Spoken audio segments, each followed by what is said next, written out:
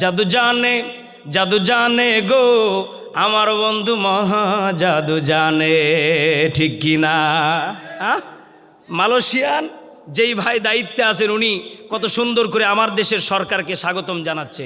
জাদু জানে গো আমার বন্ধু মহা জাদু জানে গো আমার বন্ধু মহা জাদু জানে। লাগাইয়া পিরিতের ডুরি আলগা থাইকা টানে রে, আমার বন্ধু মহা জাদু জানে গো আমার বন্ধু মহা জাদু জানে। আল্লাযী খালাকা কুল্লা শাইইন যাওজাইন ওয়া আওজাবা আলাইনা লিল ইহসান বিল ওয়ালিদাইন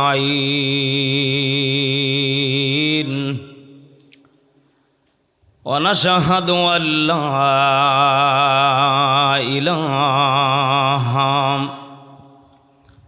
ইল্লাল্লাহু ওয়াহদাহু লা শারীকা লাহু ওয়া নাশহাদু আন্না সাইয়্যিদানা ওয়া সানাদানা ওয়া হাবিবানা ওয়া তাবিবা কুলুবিনা ওয়া মাওলানা মুহাম্মাদান আবদুল্লাহি ওয়া রাসূলুহু।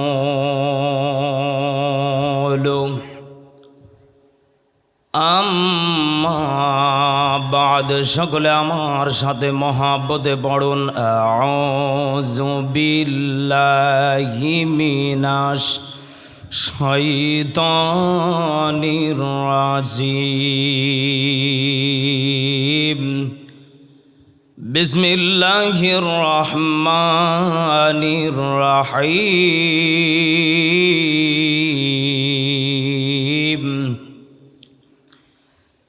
ইন্নাল্লাহা ওয়া মালাইকাতাহু ইউসাল্লুনা আলান নাবী ইয়া আইয়ুহাল্লাযীনা আমানু সাল্লু আলাইহি ওয়া সাল্লিমু তাসলিমা। দুরূদ ইব্রাহিম পড়ি। আল্লাহুম্মা সাল্লি আলা মুহাম্মাদ ওয়া আলা আলি মুহাম্মাদ কামা সাল্লাইতা আলা ইব্রাহিম। কি আপনারা পড়তেছেন তো নাকি?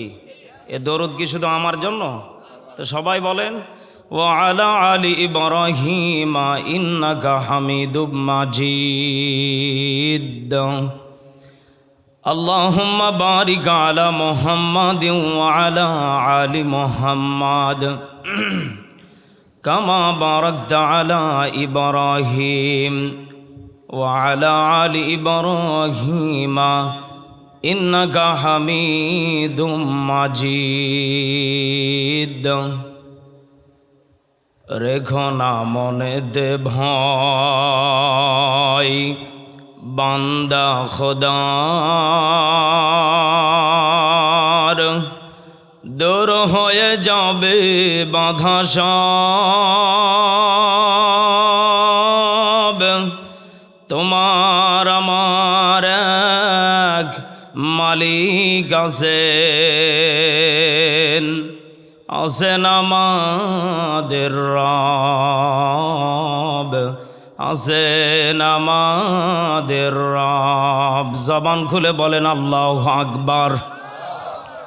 রেখো না মনেতে ভয় বান্দা খোদার, দূর হয়ে যাবে বাধা সব। তোমার আমার এক মালিক আছেন আমাদের রব, আছেন আমাদের রব। আরো জোরে বলেন আল্লাহু আকবার। হেরার গুহাই তোমারি ধ্যান, আসমান থেকে নামে আল কোরআন, ভাঙলো সবার ভুল তোমারই পরে, আসলো কোরআনের ছায়া তলে। ঠিক কিনা? ভাঙলো সবার ভুল তোমারই পরে, আসলো কোরআনের ছায়া তলে। খালিদ ওমর আলী আবু বকর ইসলামী ঝান্ডা নিল যে দুলে।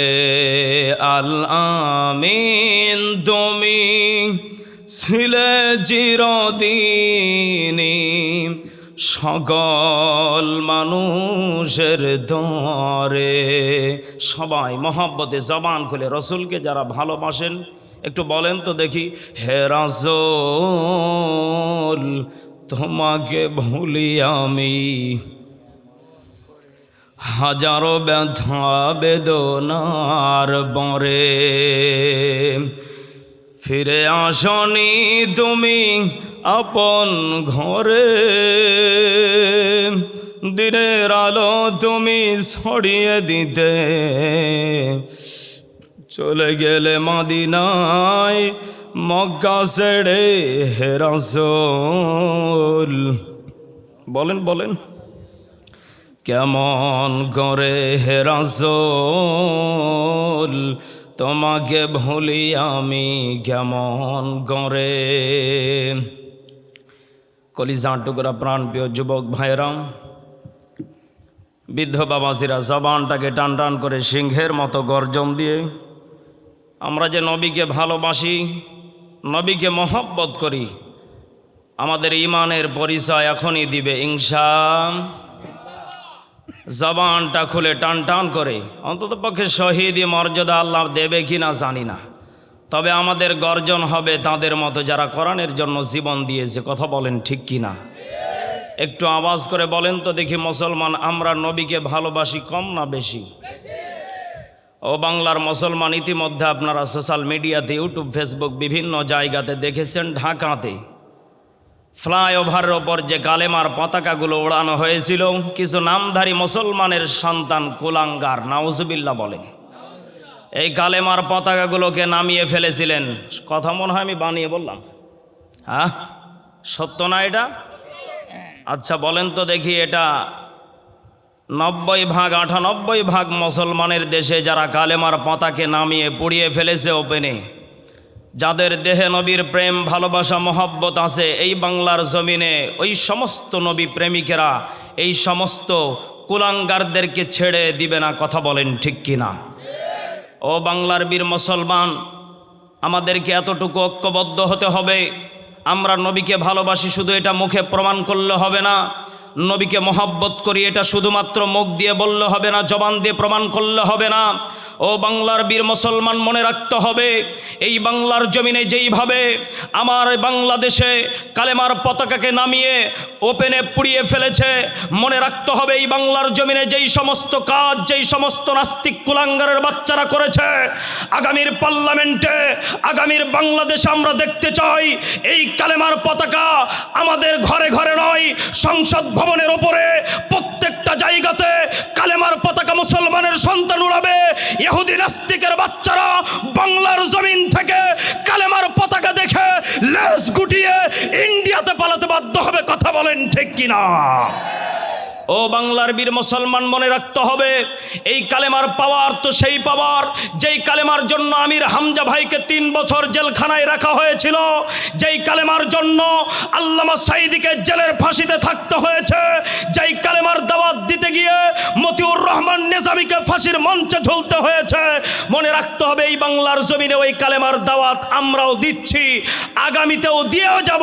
যারা পছন্দ করবে না, মনে রাখতে হবে এরাই হলো আবু জেহেলের উত্তরসূরি। কথা বলেন ঠিক কিনা?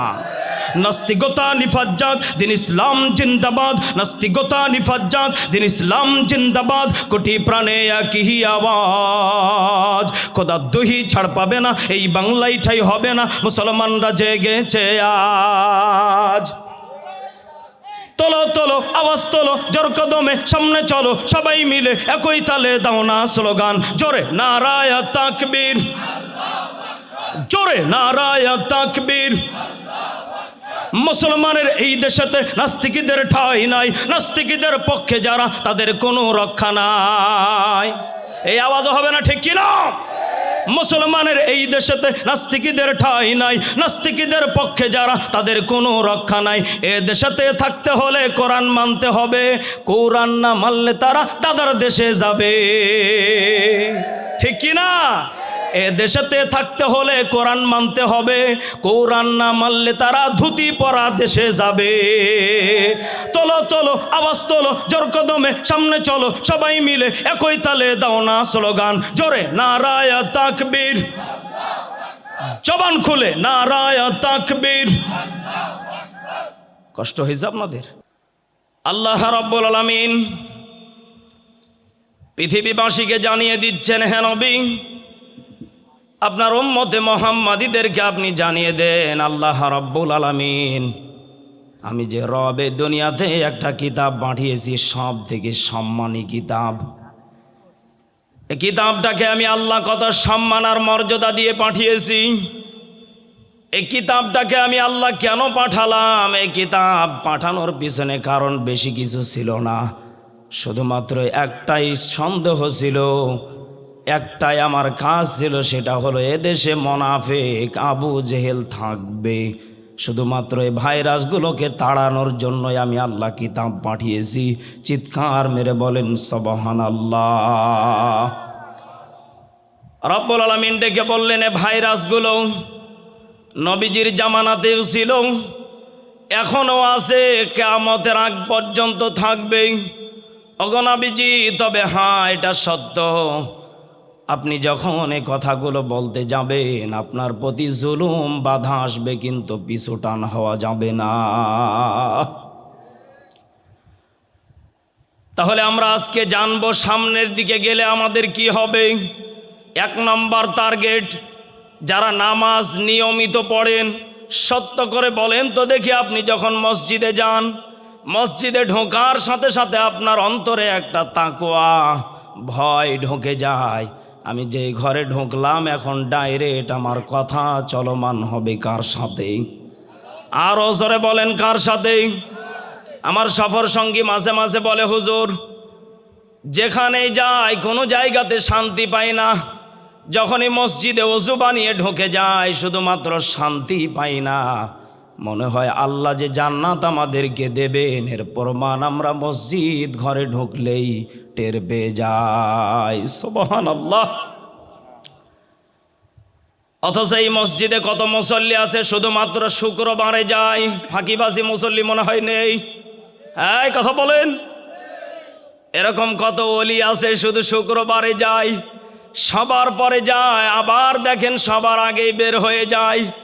ও যতক্ষণ পর্যন্ত ওই জায়গাতে বসে থাকে ওর মনে শুধু কেমন যেন সিটবিট করে, কারণ ও এই জায়গাতে আসার পরে ওরে শয়তান নাড়া দেয়।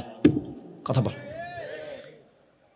রব্বুল আলামিন ডেকে বলছেন, হে নবী, আপনি আপনার উম্মতদেরকে প্রচার করে দেন, আপনি তাদেরকে জানিয়ে দেন, যারা মসজিদে ঢুকে গেল গেটের সামনে একজন ফেরেশতা দাঁড়িয়ে থাকে, শুধুমাত্র তাদের আদান প্রদানগুলো দেখে, তারা কিভাবে যায় কিভাবে আসে।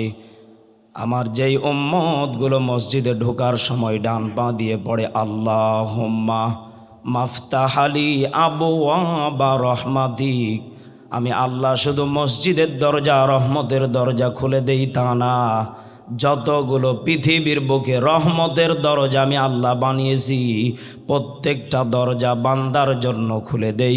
চিৎকার মেরে বলেন সুবহানাল্লাহ। আমরা তো মনে করি শুধু এই দরজা মনে হয় মসজিদের দরজা নাকি? আরে ভাই না, আপনার পারিবারিক জীবনে যতগুলো রহমতের দরজা আছে খুলে দেন কে? বলেন বলেন। এখন বলবেন হুজুর রহমতের দরজা কি? রহমতের দরজা সব থেকে বড় হলো একটা। এখানে যারা বসে আছেন আমি যদি বলতে চাই কে কে জান্নাতে যাবেন না, হাত তোলেন। কেউ তুলবেন? হ্যাঁ, আমরা সবাই জান্নাতে যেতে চাই। জান্নাত যাওয়া রহমত না গজব? বলেন বলেন। হ্যাঁ, জান্নাতে যাওয়া যদি রহমত হয়ে থাকে, ওই জান্নাতে যদি আমরা সবাই যেতে চাই, সত্য করে বলেন তো দেখি, জান্নাতে যেতে গেলে আমাদেরকে 1 নাম্বার টার্গেট নেওয়া লাগবে। সূরা মাইদা 7 নম্বর পারা 1 নম্বর পৃষ্ঠা 5 নম্বর লাইনের 85 নম্বর আয়াতে এটা পেয়ে যাবেন। রব্বুল আলামিন ডেকে বললেন ফাসাম বাহুমুল্লাহু বিমা ক্বালু জান্নাতিন তাজরি মিন তাহতিহাল আনহার ওয়া যালিকা জাযাউল মুহসিনিন।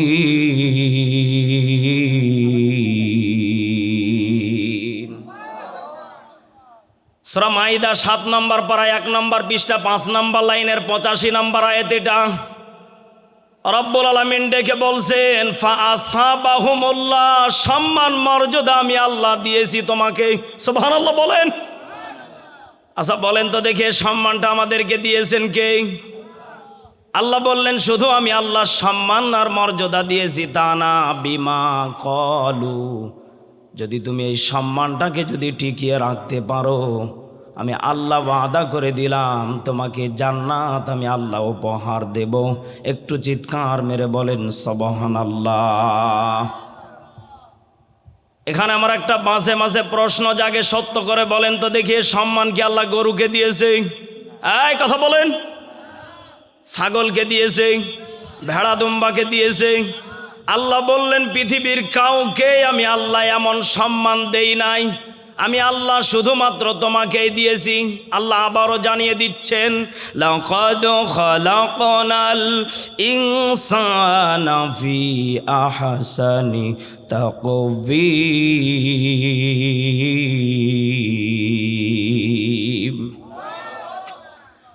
রব্বুল আলামিন ডেকে বলছেন এই ইনসানকে আমি আল্লাহ আহসানি তাকওয়িম, উত্তম আকৃতি দিয়ে বানিয়েছি, ডিজাইন করে বানিয়েছি। অথচ আমার দেশে আজকে রয়্যাল বেঙ্গল টাইগারকে জাতীয় বাঘ বানানো হয়। এই কথা বলেন না কেন? ও যদি জানতো আমি জাতীয় টাইগার, ও এ ছাতা জঙ্গলে থাকতো না, ঘরে গিয়ে বসে থাকতো। এই কথা বলেন। আমার দেশের মানুষ কত বড় গাধা হলে কাজ করতে পারে। বাংলাদেশে এতগুলো ফল থাকতে ফলকে জাতীয় ফল বানালেন আপনি কাঁঠালকে। ও ছাতা খুলতে গেলে হাতে আঠা ভরে বাঁধ হয়ে যায়। সেদিন আমি শ্বশুর বাড়ি গিয়েছি, কি বলবো, কষ্ট হচ্ছে না তো আপনাদের? আমি শ্বশুর বাড়ি গিয়েছি, আমার বিবি ডাক দিয়ে বলছে কি গো, তুমি তো প্রতি বছর প্রত্যেকটা ফল বাজারে আগে আসলে ক্রয় করো, কিন্তু আমাদের দেশে এখন জাতীয় ফল এসেছে কাঁঠাল, তুমি ক্রয় করো না কেন? আমি মনে মনে চিন্তা করলাম তাই তো, সব ফল আমি আগে খাওয়ার চেষ্টা করি, কারণ ফল খেলে নাকি শরীর ভালো থাকে। আমার বিবিকে আমি প্রথমেই উত্তর দিলাম জাতীয় ফল কাঁঠাল, আমি যে কিনে নিয়ে আসিনি, তুমি কি রাগ করলা?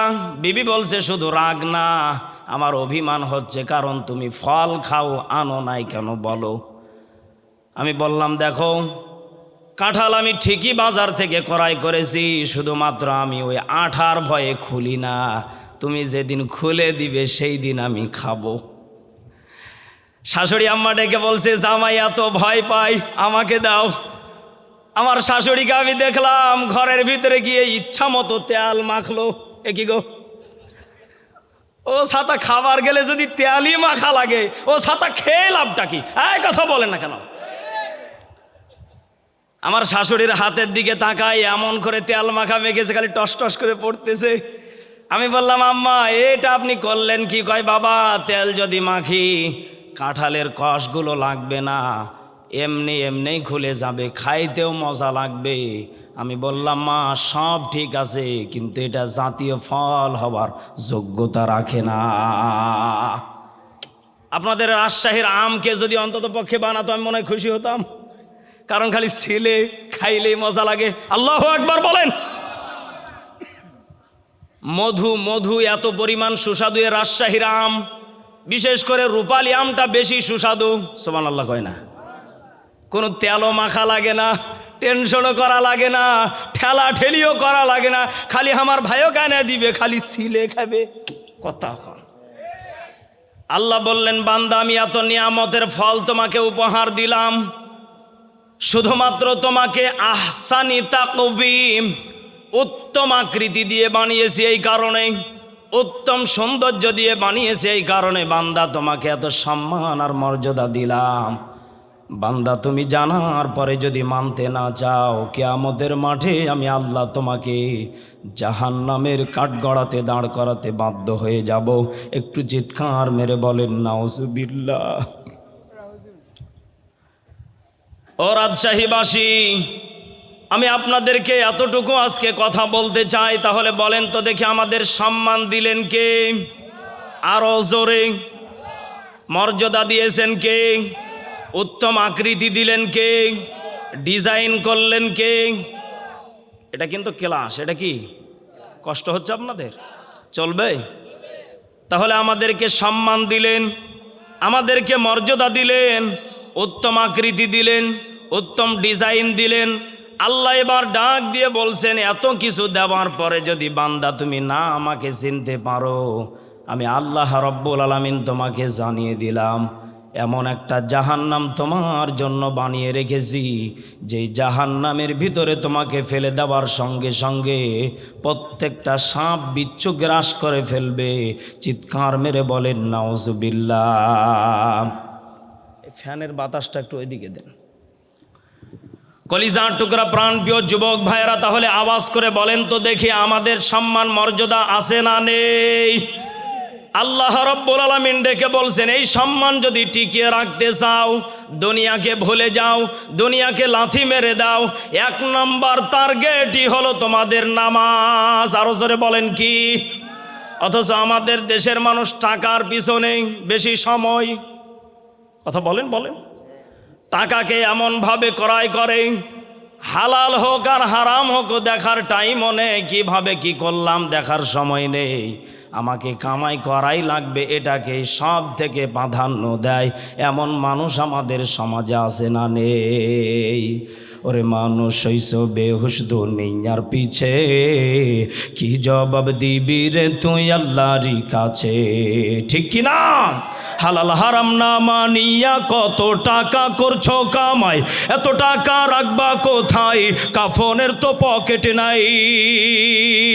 হালাল হারাম না মানিয়া কত টাকা করছো কামাই, এত টাকা রাখবা কোথায়? কাফনের তো পকেটে নাই। টাকা পয়সা লইয়া কি কেউ কবরে গেছে?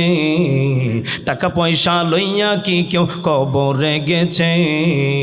ওরে মানুষ হইছ বেহুশ দুনিয়ার পিছে, কি জবাব দিবি রে তুই আল্লাহরই কাছে?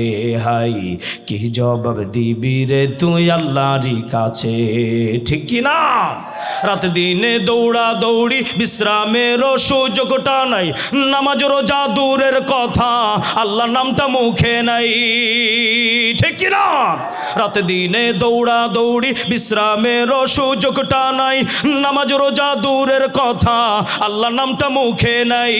তোর পিছে মহা বিপদের সঙ্গীত আছে, তোর পিছে মহা বিপদের সঙ্গীত আছে। ওরে মানুষ হইছ বেহুশ দুনিয়ার পিছে, কি জবাব দিবি রে তুই আল্লাহরই কাছে? হাই, কি জবাব দিবি রে তুই আল্লাহরই কাছে? ঠিক কিনা? আওয়াজ করে বলেন তো দেখি, আমরা টাকা পয়সা কামাই করি, এতটুকুও চিন্তা করি না যে আমার টাকাগুলো আমি রেখে যাচ্ছি, আমার সন্তান যদি গাঁজাইয়া বা খেয়ে ফুরিয়ে দেয়, অন্তত পক্ষে আমার কবরে কানা ঠসা ফেরেস্তা খালি ওয়াসালে পিটাবে, একটুও শান্তিতে রাখবে না, এই চিন্তা আমাদের কারো নেই। কথা বলেন ঠিক কি না? তাহলে রব্বুল আলামিন ডেকে বলছেন, এই টাকা পয়সা নিয়ে কেউ যেতে পারবে না। শুধুমাত্র টার্গেট হলো সম্মান আর মর্যাদা নিয়ে যেতে হবে বান্দা। এই সম্মান আর মর্যাদা যদি নিয়ে যেতে পারো তাহলে আর একটা টার্গেট করা লাগবে। সূরা আলে ইমরান 102 নম্বর আয়াতে রব্বুল আলামিন ডেকে বললেন, ইয়া আইয়ুহাল্লাযীনা আমানুত্তাকুল্লাহা হাক্কা তুকাতিহি ওয়া লা তামুতুন্না ইল্লা ওয়া আনতুম মুসলিমুন।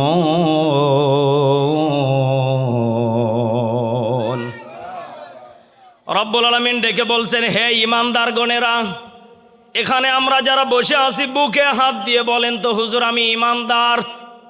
কি বলেন বলেন?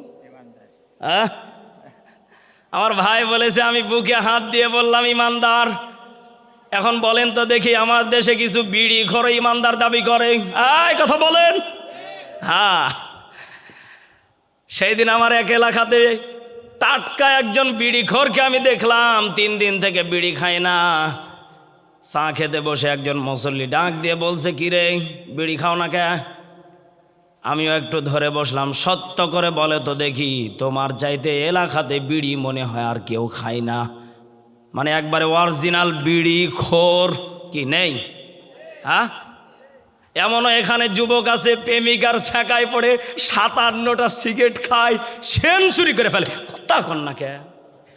হ্যাঁ, এমনও এখানে যুবক বসে আছে প্রেমিকার ছ্যাঁকায় 57কে হাফ সেঞ্চুরি করতে করতে ফুল সেনও চুরি করে ফেলে। আছে না নেই? আমাদের এলাকায় এক বিড়ি খোর এইভাবে 3 দিন থেকে বিড়ি খায় না। মনে বড় কষ্ট, ঝিমঝিম ভাব, মনে হয় কবরের টেনশন বেশি হয়ে গেলে যা হয়।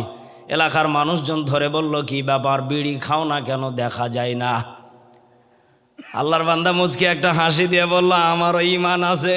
ওরে শয়তান, ঈমান আছে? বলে আমারও ঈমান আছে। ঈমান কি, পরিচয় দাও। এই চাচা কোনে যান? আহা, দাদা ভাই এগুলো করলে তো হবে না, আমি জানি রাত বেশি হয়ে গেলে 12টা পার হয়ে গেছে। কি শেষ করে দেব? হ্যাঁ, তাহলে উঠাউঠি করা যাবে না। আরে ভাই আমাকে তো শুরুই করতে দেন নাই। একটু তাকবীর দেন, লিল্লাহে তাকবীর। ও বলছে আমি বিড়ি না খেলে কি হবে, 3 দিন থেকে আমারও ঈমান আছে। আমরা বললাম ভাই ঈমানের একটু যদি ব্যাখ্যা দিতেন। আমি তো আজ মাহফিলে কথা বলি, আমি এখান থেকে কিছু শিক্ষা নিয়ে গিয়ে মানুষগুলোকে উপহার দেব। বলে হুজুর আমার ঈমানের পাওয়ার হলো এমন, যখন এলাকাতে কোনো মানুষ মারা যায় তখন আমাকে ফেরেশতারা এসে বলে বিড়ি খাইস না, মরা লাগবে। কারণ আমারও মরণের ভয় আছে। আপনারা যে ওয়াজে বলেন মরা লাগবেই, মাস্ট ভি, আমি জানি মরা লাগবেই। এই কারণে আমি 3 দিন থেকে বিড়ি খাই না। আমি যখনই দেখলাম আমার চাইতে বয়সে ছোট আব্দুল্লাহ মারা গেল, আজকেও আমার গ্রামে একজন আমার বাবার চাইতে বয়স কম যুবক মানুষ মারা গেল, 2টা সন্তান রেখে। কোটি কোটি টাকার মালিক ক্যান্সার হয়ে মারা গেল। অথচ সে মামা আমার সম্পর্কে মামা হলো, ভাবতেও পারে না আমি এত অল্প বয়সে মারা যাব। বলেন তো দেখি হায়াতের মালিক কে? মৌতের মালিক তিনি কে? বলে হুজুর আমি বিড়ি খাই না, এই কারণে আমার ঈমান আছে। আমি 3 দিন থেকে দেখলাম, 3 দিন থেকে আমি বিড়ি না খাওয়ার কারণ হলো যখন মানুষ মারা যায় তখন আমার কাছে ফেরেশতারা বলতে থাকে বিড়ি খাস না, মরা লাগবে, মরা লাগবে।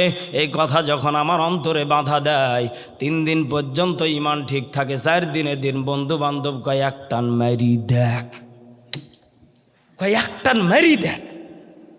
টান বুঝেন তো আপনারা? কয় এক টান মারি দেখ। হুজুর 4 দিনের দিন যখন এক টান মারি, 5 দিনের দিন মনে মনে চিন্তা করি 2টা খাইয়ে দেখি কিছু হবে না। শেষ পর্যায়ে হুজুর আবার নিশা যখন ধরে যায় আমি তখন মনে মনে চিন্তা করি বিড়ি খেলেও নাকি ঈমান থাকে, কারণ হুজুরেরাই বলে শুকনা খাবারে ঈমান যায় না। শুকনা খাবারে ঈমান যায় না হুজুর, এটা মনে করেন যে এটা একটা হাউস, এটা খেলে পেট ক্লিয়ার থাকে, সব কিছু দূর হয়ে যায়, টেনশন বিবি যদি একটু জ্বালা যন্ত্রণাও করে হুজুর টয়লেটে গিয়ে এটা খাইলে সব দূর হয়ে যান। জোরে কোন সুবহানাল্লাহ। হ্যাঁ দেখছেন দাদা ভাই সুবহানাল্লাহ কাছে। এজন্য আমি বলি আমার ক্লাস কিন্তু কঠিন ক্লাস, সবাইকে মনোযোগ থাকা লাগবে। আছে তো ইনশাআল্লাহ? তাহলে বলেন তো দেখি, আমি যেই কথা থেকে এত গভীরে ঢুকলাম, হে ইমানদার গণেরা, এখানে আমরা যারা বসে আছি বলেন তো দেখি, তাহলে বিড়ি যারা খান ইমান আছে? বলেন বলেন। এখন বলবেন হুজুর বিড়ি আবার কেন না খেলে ইমান চলে যাবে, কারণ কি? বিড়ি খেলে ইমান থাকবে না, এর ব্যাখ্যা একটা দেন। বলেন তো দেখি, নিশাদ্রব্য জিনিসকে হারাম করেছেন তিনি কে? আরো জোরে বলেন তিনি কে? আরো জোরে বলেন তিনি কে? আপনি জানার পরও যদি বলেন না এটা হারাম, আমি জানি মানব না, সত্য করে বলেন তো দেখি, জানার পরে যারা মানবে না ডবল পাপের অধিক। আরো জোরে।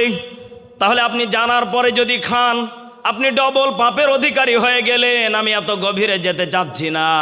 ইমানদারের পরিচয় তো এমনই হওয়া উচিত। ইমানদার তো এমনই হবে, এই যে আমার ভাইয়ের মতন, বিশেষ করে আমার সারোয়ার ভাই ভালো কাজের আঞ্জাম দিয়েছে, মানুষকে কোরআনের কথাগুলো শোনার ব্যবস্থা করে দিয়েছে।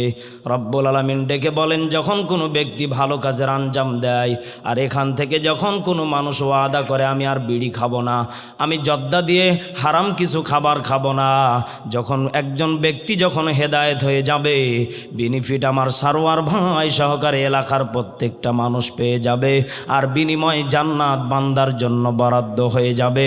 চিৎকার মেরে বলেন সুবহানাল্লাহ। রব্বুল আলামিন ডেকে বলছেন, তাহলে হাক্কা তুকাতিহি, হকের পথে চলা লাগবে। আমাদের দেশের বিশেষ করে যুবকদের ইমান হলো ঠেলা ঠেলা ভাব।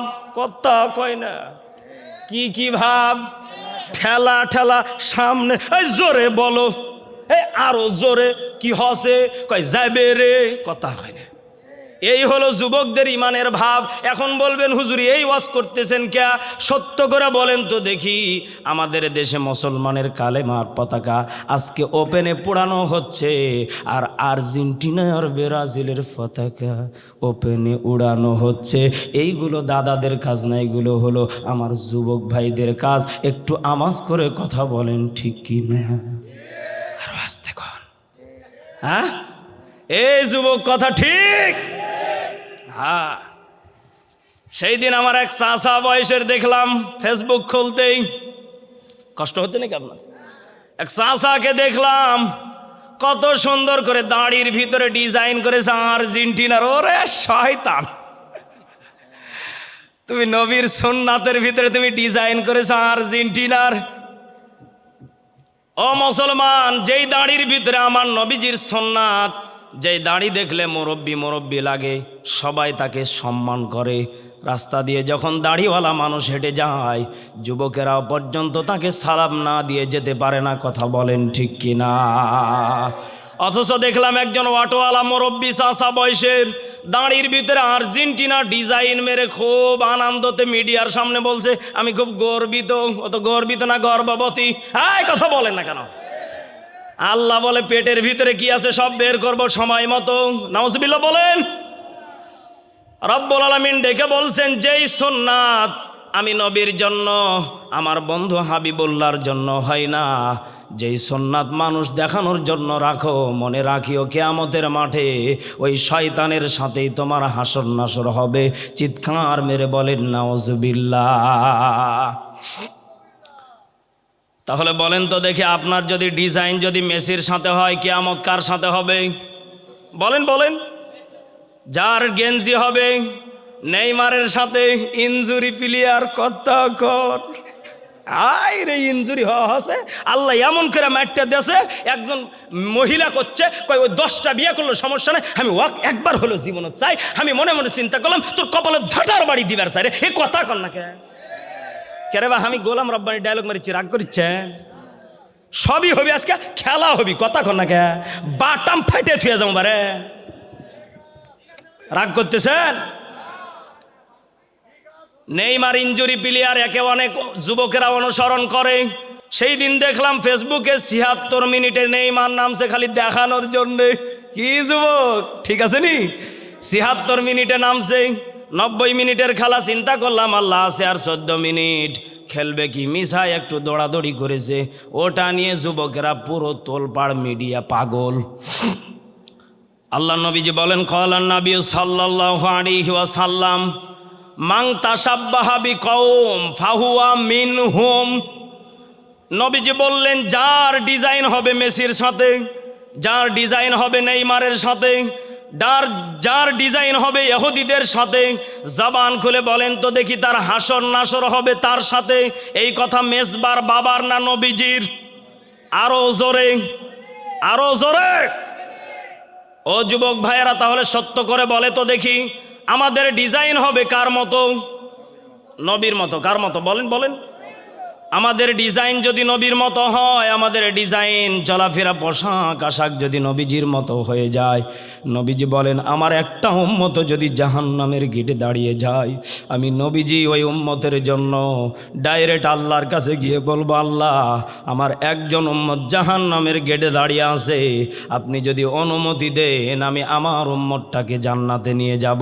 চিৎকার মেরে বলেন সুবহানাল্লাহ।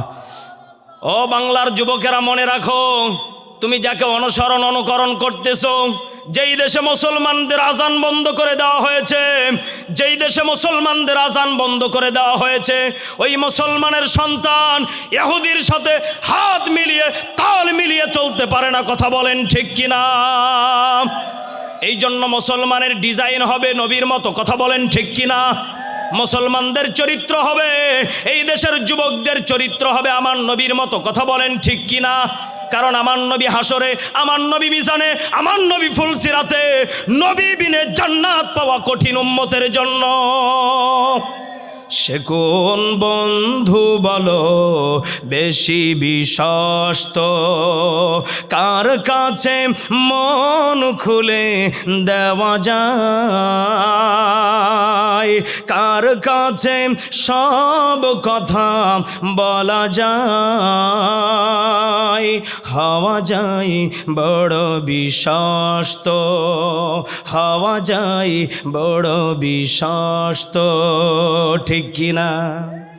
আজকে যদি রাত্রিবেলা বিবির কাছে গোপন কথা বলেন, সকালবেলা কয়েকজন অন্তত পক্ষে ভাবি জানবে, কেউ জানবে না।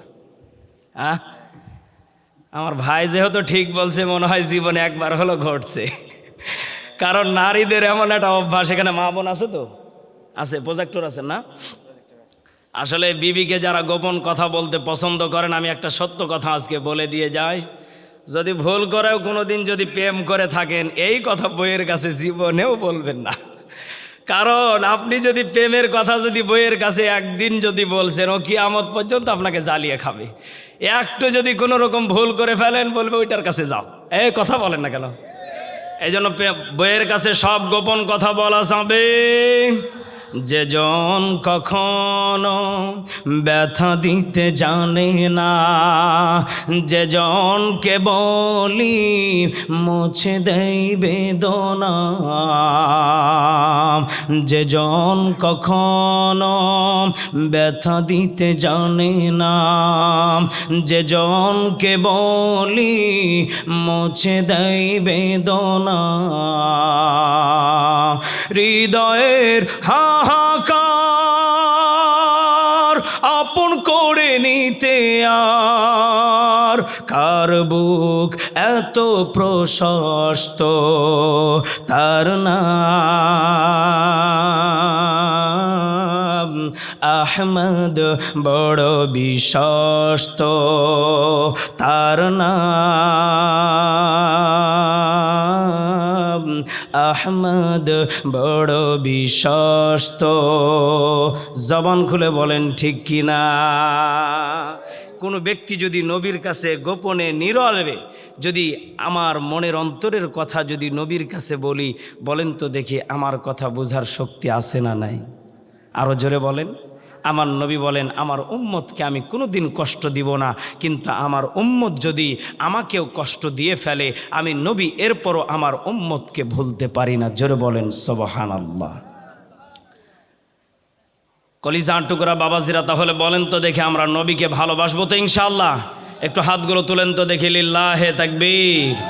আল কোরআনের আলো, কোরআন হাদিসের আলো, লিল্লাহে তাকবীর। তাহলে আমি হকের পরিচয় দিতে গিয়ে কথাগুলো বলছিলাম, মনে আছে তো আপনাদের? হ্যাঁ, হকের পথে যদি আমরা থাকতে চাই 1 নম্বর টার্গেট নেওয়া লাগবে। ইহুদিদেরকে যারা সাপোর্ট করে আমরা তাদের বিপক্ষে থাকবো ইনশাআল্লাহ।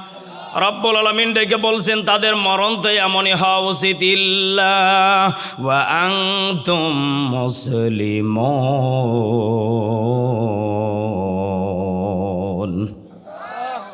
রব্বুল আলামিন ডেকে বলছেন তোমরা ততক্ষণ পর্যন্ত মরিও না যতক্ষণ পর্যন্ত তোমাদের ঈমান পাকাপোক্ত না হয়েছে, মুসলমান পরিপূর্ণ না হয়েছ। সত্য করে বলেন তো দেখি, আমাদের প্রত্যেকের অন্তরের খবর জানেন তিনি কে? আরো জোরে। রব্বুল আলামিন এখানে শেষ করে দেন নাই, ওয়াতাসিমু বিহাবলিল্লাহি জামিআ। জোরে বলেন আল্লাহু আকবার। সূরা আলে ইমরানের 103 নম্বর আয়াতে এটা পেয়ে যাবেন। রব্বুল আলামিন ডেকে বলছেন তোমরা আল্লাহ তাআলার দ্বীনকে শক্ত করে ধরো। কি করে? কিভাবে ধরবেন? ধরবেন কিভাবে জানা লাগবে তো নাকি? রব্বুল আলামিন ডেকে বললেন তোমরা আল্লাহর দ্বীনকে শক্ত করে ধরো। কাদেরকে ধরবে? তোমরা ওলামায়ে কেরামদেরকে শক্ত করে ধরে রাখো, তারা যা বলবে তাদের কথাগুলো মানার চেষ্টা করো। এখানে আমরা যারা বসে আছি এর চাইতে দ্বিগুণ মানুষ বাড়িতে আছে। সত্য করে বলেন তো দেখি, দিন যারা কায়েম করে, দিনের প্রতি যাদের বেশি ভালোবাসা মহব্বত থাকে, তারাকে ভাড়াও দেওয়া লাগে না, বাড়ির থেকে ভাড়া দিয়ে জায়গা মতো চলে আসে কার ভয়ে? আরো জোরে বলেন কার ভয়ে? রব্বুল আলামিন ডেকে বলছেন হে নবী আপনার উম্মতদেরকে আপনি জানিয়ে দেন, যেই উম্মত বাড়ি থেকে টাকা দিয়ে পায়ে হেঁটে গাড়ি ভাড়া দিয়ে জান্নাতের বাগানে যে ঢুকে গেল, আমি আল্লাহ জানিয়ে দিলাম এরা আমার দ্বীনকে শক্ত করে ধরে রাখবে, আর আমি আল্লাহ এদেরকে জাহান্নামে কোনোদিন দেব না। ফাদুখুলি ফি ইবাদি ওয়াদুখুলি জান্নাতি, ডাইরেক্ট আমি তাদের স্থান জান্নাতে দিয়ে দেব। চিৎকার মেরে বলেন সুবহানাল্লাহ। রব্বুল আলামিন ডেকে বলছেন তাহলে তাদের টার্গেট এগুলো থাকবেই। কি পারবো তো ইনশাআল্লাহ? রব্বুল আলামিন ডেকে বলছেন তাহলে তোমাদের টার্গেট এই কাজগুলো হবে। ও রাজশাহীবাসী সত্য করে বলেন তো দেখি, জগন্নাথপুরবাসী আমাদের টার্গেট যদি এমন হয়ে যায়, জান্নাত আমাদের জন্য সহজ করে দিবেন তিনি কে? আরো জোরে বলেন কে? আল্লাহ যদি আমাদের জান্নাতের পথ সহজ করে দেয়, এখানে অনেক মা বোন বসে আছেন, সত্য করে বলেন তো দেখি আমরা কি হকের পথ চাই কি চাই না? এখানে যারা বসে আছেন সত্য করে বলেন তো দেখি, টিপটা যেদিন দিলেন, কি টিপ বুঝেন তো আপনারা? বোঝা লাগবে। যেই দিনে টিপটা দিয়েছিলেন সত্য করে বলেন তো দেখি আপনার বিবেকে এটা নাড়া দিয়েছিল? এদেশে যদি জামাতে ইসলাম ক্ষমতায় যায় আমার বাড়ি থেকে টিভিকে ভেঙে ফেলবে, এরকম কিছু কুমন্ত্রণা আপনাকে দিয়েছিলেন? এই কথা বলেন না কেন? জামাতে ইসলাম যদি ক্ষমতায় যায় আমার বউকে জোর করে পর্দা করাবে, সত্য করে বলেন তো দেখি, বউ যার হিসাব তার।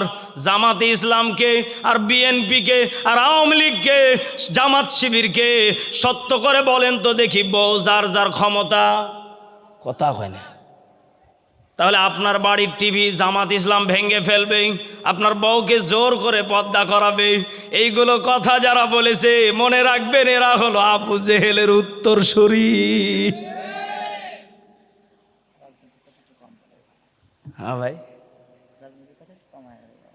আসলে তো রাজনীতি শুরু করিনি আমি, এটা রাজনীতি বলছি। সরোয়ার ভাই আসলে একটু যদি না বলি তাহলে তো হবে না, কারণ কোরআনের হক কথা যারা বলে তাদেরকে সম্মান দেন কে? বলেন।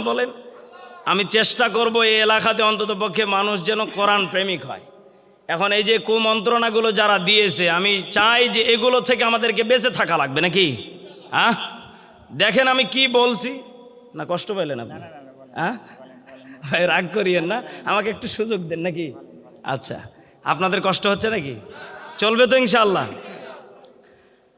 তাহলে আমি এইটাই বোঝাতে চাচ্ছি, যারা এই কুমন্ত্রণা দেবে ইমাম হোসাইনকে ইয়াজিদ বাহিনীরা কুমন্ত্রণা দিয়েছিলেন, তোমাকে সব দায়িত্ব আমরা দেব না, তবে তোমাকে এতটুকু দায়িত্ব দেব, তোমার যা যা প্রয়োজন তোমাকে সব দেওয়া হবে, শুধুমাত্র ক্ষমতার মসনদে আমরাই বসে থাকব আর আমরাই দেশটাকে নিয়ন্ত্রণ করব, তোমার যা লাগবে তাই দিয়ে দেব।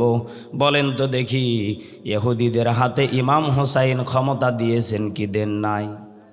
আরও জোরে, কারণ উনি এতটুকু কথা বলেছিলেন, আমার এই দেহের ভিতরে হজরতে আলীর রক্ত আছে। এই কথা বলেন। ও বাংলার মুসলমান, মনে রাখতে হবে, এই রক্ত যাদের আজও আছে, এই সমস্ত কুমন্ত্রণা যারা দেয়, যারা আলেম নামে, কত মানুষ আছে যারা আলেম হয়েও জালেমদেরকে অনুসরণ করে, তাদের কথাগুলোকে বিক্রি করে খায়, মনে রাখতে হবে এদেরকেও আল্লাহ ছাড় দিবেন না, তাদেরও হিসাব টুকরো টুকরো করে নেওয়া হবে। কারণ আল্লাহ রাব্বুল আলামিন ডেকে বলছেন, যারা হকপন্থী হবে, সত্যর পথে যারা চলবে, তাদেরকে আমি আল্লাহ সম্মান দেব, কোনো সন্দেহ? বলেন বলেন, সত্য করে বলেন তো দেখেই। আমি এখানে একটা তাফসির নোট করেছিলাম আজকে, তবে আমার আগে যারা আলোচক এসেছেন প্রত্যেকে কথাগুলো বলেছেন। মক্কা মদিনার বুকে হযরতে আবু বকর প্রায় 2 বছর 2 মাস প্রেসিডেন্ট অবস্থায় ছিলেন। খলিফাতুল মুসলিমিন হযরতে ওমর প্রায় 10.5 বছর প্রেসিডেন্ট অবস্থায় ছিলেন। এরপরে হযরতে উসমান 12.5 বছর ছিলেন। প্রত্যেকটা ওলামা একরাম ক্ষমতার মসনদে বসে কোরআনের বাণী পৌঁছে দিয়েছিলেন। আমাদের দেশে এখন যিনি দায়িত্বে আছেন, বিশেষ করে প্রিয় বড় ভাই জনাব তারেক রহমান, ছিলেন তো আপনারা নাকি? হ্যাঁ, উনি ইতিমধ্যে আপনারা হয়তো দেখেছেন, উনি মালয়েশিয়া এবং চীন সফরে গিয়েছেন। উনি কত সুন্দর করে যখন ওই দেশে আগমন করলেন, তিনার সহধর্মীকে নিয়ে, চীনের এবং যে মালয়েশিয়ান যিনি প্রধানমন্ত্রী দায়িত্বে আছেন আনোয়ার ইব্রাহিম, তাই না ভাই? আনোয়ার ইব্রাহিম যেই ভাই দায়িত্বে আছেন, উনি কত সুন্দর করে বন্ধুকে সারপ্রাইজ দেওয়ার জন্য, কারণ আমার দেশের জনাব তারেক রহমানের শরীর স্বাস্থ্য এবং সব কিছু, বডি ল্যাঙ্গুয়েজ এবং তার চেহারা ফিটনেস সব কিছু মালয়েশিয়ার যিনি প্রধানমন্ত্রী আছেন আনোয়ার ইব্রাহিম, ওনার সাথে জাস্ট একটা মিল আছে। জোরে বলেন আল্লাহু আকবার। উনি বন্ধুকে সম্মানের খাতিরে উনি কত সুন্দর করে একটা গান উপহার দিয়েছেন। আমি কি বলবো? কষ্ট পাবেন না তো আপনারা? চলবে? হ্যাঁ, জাদু জানে, জাদু জানে গো আমার বন্ধু মহা জাদু জানে, ঠিক কি না? হ্যাঁ, মালয়েশিয়ান যেই ভাই দায়িত্বে আছেন, উনি কত সুন্দর করে আমার দেশের সরকারকে স্বাগতম জানাচ্ছে। জাদু জানে, জাদু জানে গো আমার বন্ধু মহা জাদু জানে, জাদু জানে গো আমার বন্ধু মহা জাদু জানে, লাগাইয়া পিরিতের ডুরি, লাগাইয়া পিরিতের ডুরি আলগা থাইকা টানে রে, আমার বন্ধু মহা জাদু জানে, জাদু জানে, জাদু জানে গো আমার বন্ধু মহা জাদু জানে। কথা কোন ঠিক কি না? জনাব তারেক রহমান ভাইকে উনি বলতেছেন, ভাই আপনাকে যে সম্মাননা দেওয়া হলো আপনি খুশি না বেজার? আমাদের জনাব তারেক রহমান ভাই বলছে, আমি অনেক খুশি। এবার ওনাকে একটা প্রশ্ন করা হলো, আপনাকে যেইভাবে বাংলাদেশের মানুষেরা সম্মান দিয়েছে আর যেইভাবে আপনাকে কষ্ট দিয়েছে, আপনি কি বলতে চান? আমাদের জনাব তারেক রহমান ভাই বলেছেন যে আমার এখনও পিঠের হাড়গুলো বাঁকা হয়ে আছে। উনি কি বলেছেন? আমার এখনও পিঠের হাড়গুলো বাঁকা হয়ে আছে। ওনাকে বলা হলো, আপনি কি প্রতিশোধ নিতে চান না? উনি বললেন, আমাকে যেই আল্লাহ ক্ষমতার চেয়ারে বসিয়েছেন, এত অল্প বয়সে আমাকে এত সম্মান আর মর্যাদা দিয়েছেন, আমি যদি ওই একইভাবে স্বৈরাচারীদের মতন আবার যদি জুলুম শুরু করে দিই, আমি যদি প্রতিবাদ শুরু করি, আমি যদি আবার প্রতিশোধ নেওয়া শুরু করে দেই, আমার বাঁকা হাড্ডি সোজা হবে না, আমার বাঁকা হাড্ডি বাঁকাই থেকে যাবে। কিন্তু তাদের প্রতি জুলুম করলে আমার আল্লাহ আমাকে ছেড়ে দিবে না। আমার ক্ষমতার চেয়ার অতীতের মতো আমাকেও নানা বাড়ি দাদা বাড়ি দিল্লি পাঠাতে আল্লাহ বাধ্য হবে। কথা বলেন, কথা বলেন ঠিক কিনা? ও বাংলার মুসলমান, মনে রাখতে হবে, এই সমস্ত সেন্স যাদের অন্তরে কাজ করবে, এরা কখনো বাংলার টাকা লুটপাট করে খাবে না, এরা দেশের টাকা লুটপাট করে খাবে না, এরা মা বোনদের প্রতি জুলুম করবে না, অন্যায়ভাবে আলেমদেরকে জেলের ফাঁসির মঞ্চে ঝুলাবে না। মনে রাখতে হবে, এরকম যদি প্রধানমন্ত্রী কিয়ামত পর্যন্ত থাকে, আমাদের কোনো বাধা নাই, আমাদের কোনো দ্বিধাদ্বন্দ্ব নাই, তোমরা দেশ চালাও, কিন্তু আমাদের কথা হলো একটাই, কোরআনের বিরুদ্ধে গেলে কল্লাও খুঁজে পাবা না। কথা বলেন ঠিক কিনা?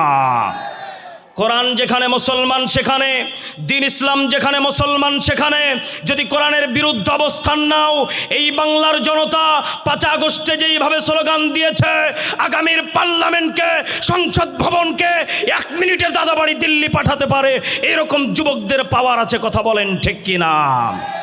দেশে আগুন লাগায়া জনতার জ্বালায়া পালায়া সাইরা গেলে ঢাকা, গণভবনটা এখন ফাঁকা, বুবুরে গণভবনটা এখন ফাঁকা। ঠিক কি না? কষ্ট হচ্ছে আপনাদের?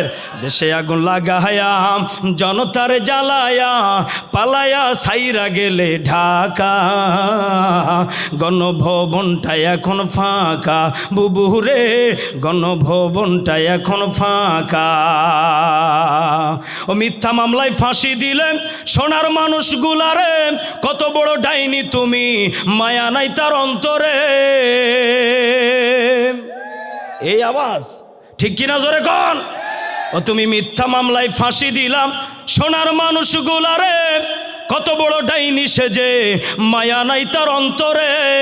ও তোমার নাই তো শরম লাজ, তুমি বড়ই নাটকবাজ, তোমার নাই তো শরম লাজ, তুমি বড়ই নাটকবাজ, পালায়া সাইরা গেলে ঢাকা, থাকলে যুবক দিত কেদানি। ঠিক কিনা? থাকলে পিটান খাইতা কেদানি, বুবুরে থাকলে জামা কাপড় খুইজা পাইতা না। আওয়াজ দিয়ে বলেন ঠিক কিনা? ও বাংলার মুসলমান, মনে রাখতে হবে, ইমাম হুসাইন কোরআনের জন্য শহীদ হয়েছেন, ইমাম হুসাইন কালেমার জন্য জীবন দিয়েছেন। ইমাম হুসাইনের গলকল্লার ভিতরে ওই ইয়াজিদ বাহিনী লাঠি দিয়ে আঘাত করে জুলুম করে শহীদ করেছিলেন।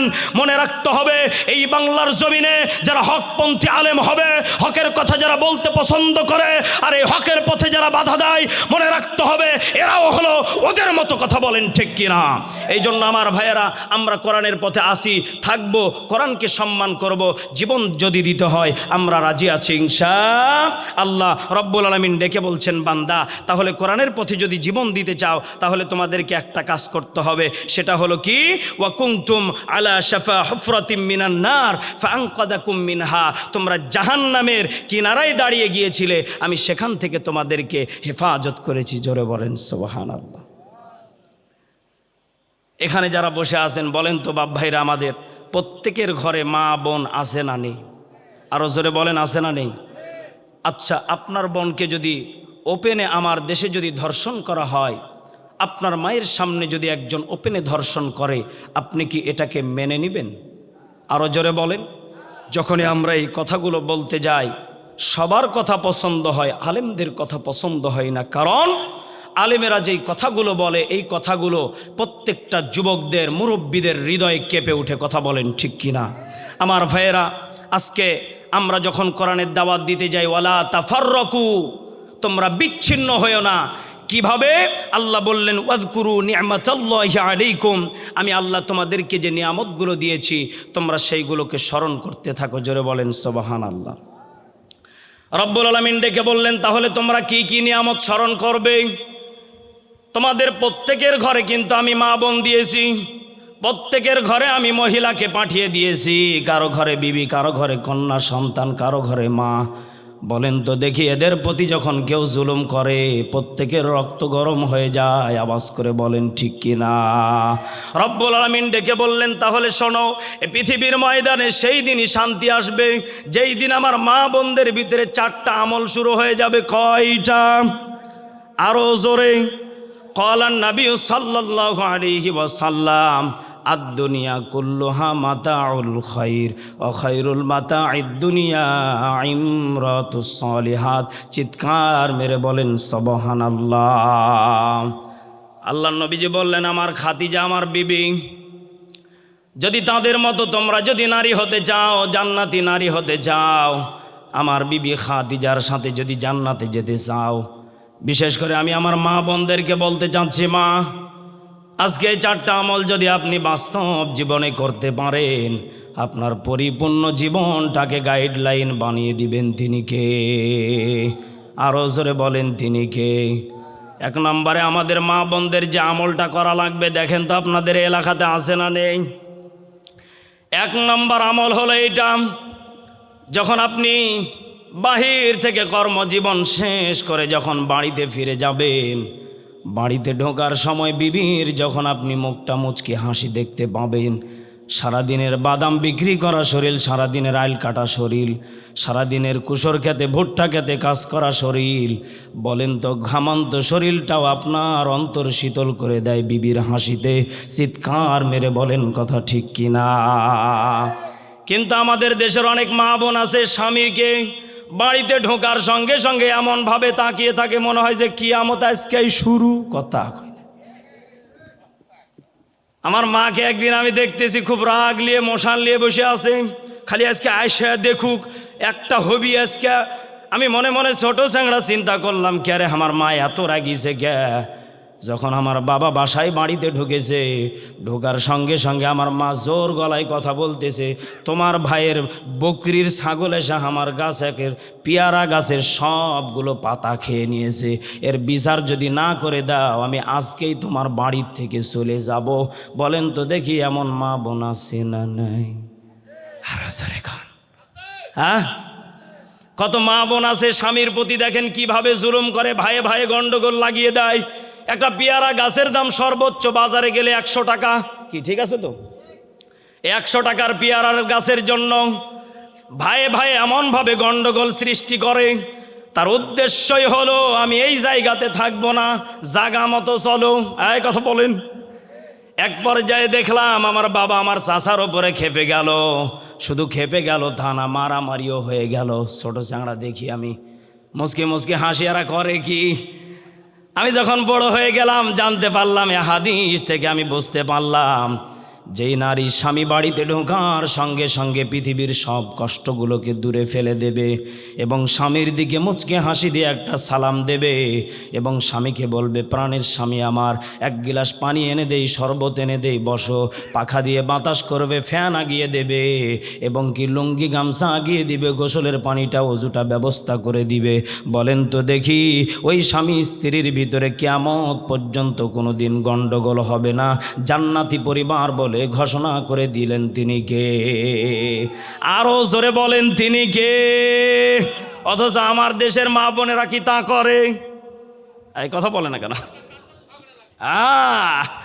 তোমার ভাইয়ের বউ এটা করলো কেন, আমি বিচার চাই। তোমার বিচার লাগে কত গো? প্রতিদিনই তোমার বিচার থাকে খালি গন্ডগোল করার জন্য। ওর মাকসাদ হলো এইটা, আমাকে ভিন্ন করে বাহিরে নিয়ে চলো, আমি ঘুরবো। ও মা বোনেরা, এই সমস্ত উদ্দেশ্য যদি আপনার অন্তরে কাজ করে, আপনি আম্মাজান খাদিজার সাথে জান্নাতে তো যাওয়া দূরের কথা, গন্ধও পাবেন না। আপনার জান্নাত তো দূরের কথা, আপনার জাহান্নাম আবু জাহেলের স্ত্রী জামিলার সাথে হবে। একটু চিৎকার মেরে বলেন নাউজুবিল্লাহ। 2 নম্বরে আমরা এই আমলটা করব, মা বোনেরা ভালো করে বোঝার চেষ্টা করবেন।